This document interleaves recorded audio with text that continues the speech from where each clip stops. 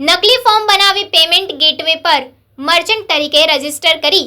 ફ્રોડના નાણાંની હેરાફેરી કરતી ટોળકીના સભ્યોની દિલ્હી ખાતેથી ધરપકડ કરતી વડોદરા શહેર સાયબર ક્રાઇમ પોલીસ।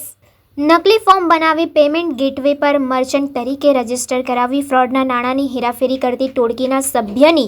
દિલ્હી ખાતેથી ધરપકડ કરતી વડોદરા શહેર સાયબર ક્રાઇમ પોલીસ। ફેસબુક પર શેર માર્કેટ અંગેની એડ પર ક્લિક કર્યા બાદ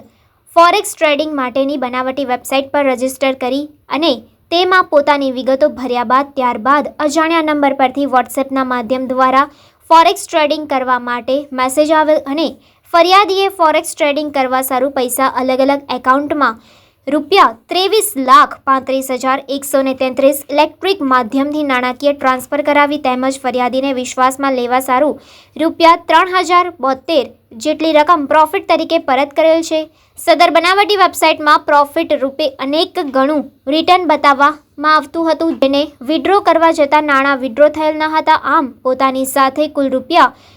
₹23,35,133 નાણાકીય છેતરપિંડી થયેલ હોય તેમ જણાતા આ બાબતની ફરિયાદ આપતા સાયબર ક્રાઇમ પોલીસ સ્ટેશનમાં ભારતીય ન્યાય સંહિતાની કલમ હેઠળ ગુનો દાખલ કરવામાં આવ્યો હતો। તેમજ વડોદરા શહેર ક્રાઇમ બ્રાન્ચ દ્વારા આરોપી પાસેથી 100થી વધુ બેંક ખાતાઓની વિગતો મળી આવેલ છે, જેમાં કરોડો રૂપિયાના ટ્રાન્ઝેક્શન થયેલ હોવાનું પ્રાથમિક તપાસ દરમિયાન જાણવા મળી રહ્યું છે। આરોપી પાસેથી 160થી વધુ જીમેલ એકાઉન્ટની વિગતો મળી આવેલ છે તેમજ 100થી વધુ સિમ કાર્ડ મળી આવેલ છે।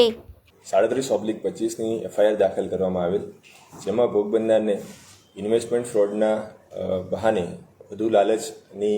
રોકાણની લાલચ આપી અને વધુ પ્રોફિટની લાલચ આપીને એને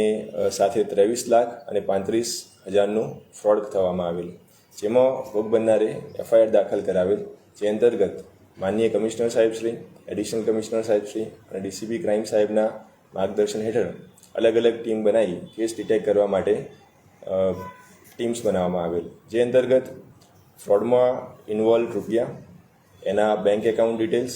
બેંકની આઈપી ડિટેલ્સ, જીમેલ ડિટેલ્સ અને મોબાઈલ નંબર એક્ટિવેશનની ડિટેલ્સને એની પ્રોપર ટ્રેલ એનાલિસિસ કરતાં આ જે એકાઉન્ટ છે એ દિલ્હી ખાતેથી ઓપરેટ થતા હોવાનું માલુમ પડેલ, જે બાબતે પીઆઈ સોલંકી એન્ડ ટીમ દ્વારા જે તે જગ્યાએ ઇન્વેસ્ટિગેશન કરી ત્યાં તપાસ કરી તે સ્થળ પર સાવન પ્રવીણકુમાર ખરબંડા, ઉંમર વર્ષ 37, દિલ્હીના રહેવાસી છે અને બીકોમનો અભ્યાસ કરેલ છે, તે ત્યાંથી મળી આવેલ આરોપી દ્વારા જે તે જગ્યાએ 69 મોબાઈલ, 72 રબર સ્ટેમ્પ અલગ અલગ કંપનીના, 35થી વધારે chequebook, 3 router, 38 debit card, 37 PAN card, 100થી વધુ સિમ કાર્ડ જે તે જગ્યાએથી મળી આવેલ, જે બાબતે તપાસ કરતાં આ જે બેંક એકાઉન્ટ છે એમાં કરોડો રૂપિયાના નાણાકીય વ્યવહાર થયેલાનું માલુમ પડેલ, જે બાબતે આરોપીની ધરપકડ કરી અને 4 દિવસના રિમાન્ડ મેળવેલ છે।